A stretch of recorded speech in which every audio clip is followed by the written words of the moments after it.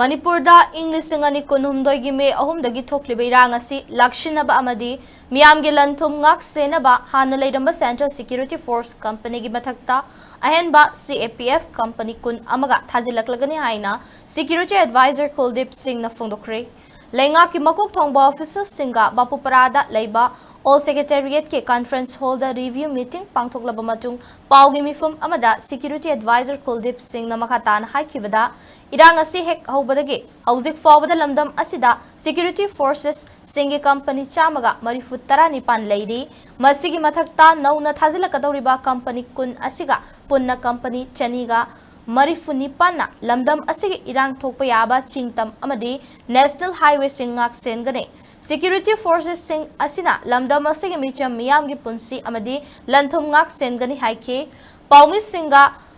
Paumi Singh hangba wahangi pau kumpiraduna mahakna hai hauzik fawbada police station singdagi lakhiba nongmai singi manungda lesing ahumrom security force na lokhat pangamle amadi irang asida laikhidaba migi masing punna chani ga yangkhai nipan sure haiba wafum thamki paugi mifum aduda leingak ki makok thongba officer kayasu sarugyaki.